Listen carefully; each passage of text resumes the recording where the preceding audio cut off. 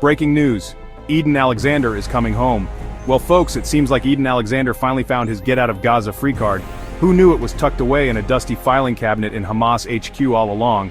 This just in. Hamas, the group known for their, let's say, strong opinions on Israel, has announced they're releasing Edan Alexander. Yes, you heard that right. The last American hostage in Gaza is coming home. Apparently, even Hamas gets tired of having house guests overstay their welcome, especially when those guests are American citizens with a penchant for accidentally wandering into war zones. But hey, who are we to judge? We've all been there, right? Maybe not Gaza specifically, but you get the point. This news has sent shockwaves around the world, or at least ripples in a very tense puddle. Is this a sign of peace? A PR stunt? A desperate attempt to get the world to stop asking, wait, there's still an American hostage in Gaza? The answer, my friends, is probably a confusing mix of all three. Buckle up because things are about to get interesting. So, who is this Edan Alexander fellow, and how did he end up starring in this geopolitical sitcom? Picture this. Edan, an aspiring travel blogger with a terrible sense of direction and even worse luck, decides to go off the beaten path. He wanted authenticity, the kind you can't find on TripAdvisor. What he got was a crash course in Middle Eastern politics, and a starring role in an international incident. The details are still a bit murky. Some say he took a wrong turn at the Dead Sea, others whisper about a rogue camel and a misplaced GPS signal. Whatever the reason, Edan ended up the guest of honor at a Hamas-sponsored staycation he never signed up for. Months turned into years. Edan's blog remained tragically unupdated. His Instagram feed, once filled with pictures of exotic foods and questionable fashion choices, went dark. The world moved on, but Edan remained, stuck in a geopolitical limbo, waiting for his chance to use his one phone call to order a pizza and ask for directions home.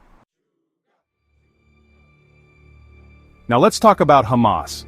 They're like that friend who throws a wild party, breaks your grandmother's vase, then expects you to thank them for cleaning up the mess. Their human rights record is, shall we say, less than stellar. But even they must have realized that holding an American hostage indefinitely wasn't exactly a winning strategy. So, they decided to play the long game. They kept Edan comfortable, relatively speaking. They even let him have a pet goldfish. They named it Hope. Subtle, right? Then, just when everyone had forgotten about poor Edan, they announced his release. Suddenly, Hamas went from being the bad guys to potential peacemakers. They're negotiating ceasefires, opening borders, even promising to play nice, for now at least. It's enough to make you wonder if someone slipped something into their hummus. Ceasefire cocktails and diplomatic canapés. Of course, no hostage release is complete without a healthy dose of international diplomacy. Cue the awkward cocktail parties and tense negotiations, with world leaders trying to out-serious each other. Enter Steve Witkoff, Trump's Middle East envoy, looking like a man who just realized he left the stove on back home. He's in Tel Aviv, presumably trying to figure out how to spin this whole thing as a victory for, well, everyone. Then there's Benjamin Netanyahu, Israel's ever-present prime minister, who's probably wishing he could just stay home and binge-watch Fauda.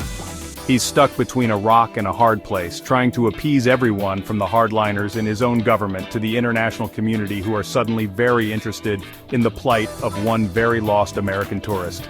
It's a delicate dance, this whole diplomacy thing. One wrong step and you've got another international incident on your hands. But hey, at least there's free food, right? Gaza open for business? Maybe. So, what does this all mean for the future of Gaza? Is this the start of a beautiful friendship between Hamas and, well, everyone else?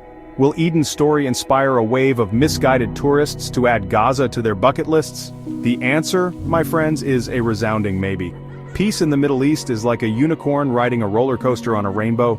It's a beautiful thought, but the odds of it actually happening are slim to none. But hey, at least Edan is coming home. And that's something to celebrate, right?